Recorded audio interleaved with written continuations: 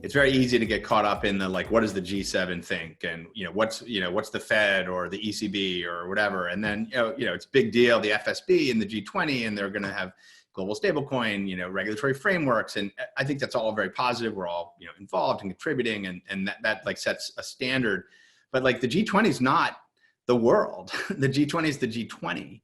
And, when you think about the benefits of this technology, they go way outside the G20. And what are we really accomplishing? Are we building a new international, an internet of money that is truly global, that is, the benefits and the frameworks, can be taken advantage of by everyone everywhere? Or are we, trying to stovepipe and recreate the rule set that sort of runs the current monetary system that's largely dominated by the biggest economies? And, what is the balance there? How do we ensure that, in particular, innovations like global stablecoins, where they have the reach of the internet and, people can participate in different ways, how do we ensure that happens, that we don't just make this a club of the G20?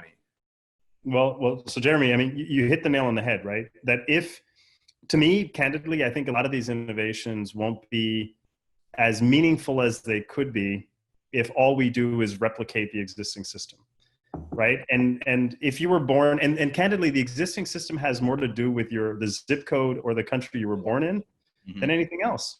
And even domestically, a payment across two banking platforms that are not conversant introduces death by 1,000 cut fees, and we're laboring under slow, analog, painful examples. I mean, ask the millions of Americans that were waiting for an analog check to arrive, who were already living check to check. 40% of the country can't survive a $400 or $500 setback. So I think we would fail in the effort if the effort didn't absolutely extend, or at least from a technological point of view, remove the cost and the barriers of extending the perimeter of the formal economy to the billions who are on the margin of it. Otherwise, it's not real long-term value added. I mean, we have to figure out how to lay down infrastructure, not unlike the internet. That pre-internet, it would have been very hard to provide for connectivity that was decoupled from fixed line infrastructure or from physical infrastructure, all back to the country of birth and the zip code. Here, the same challenges hold true for financial exclusion. And if we want to functionally extend the perimeter, we have to make a mobile device that's internet ready a regulated payment endpoint. And I'm absolutely, like Sheila and others, completely technology agnostic as to how this is done.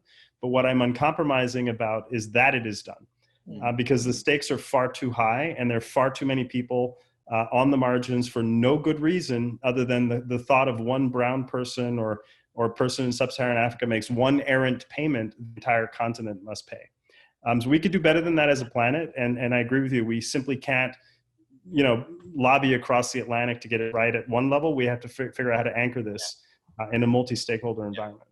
It's getting policymakers to think bigger, think bigger about what this new, like a global digital economy, like really think bigger about what that can be, which I know both of you are doing, which is awesome.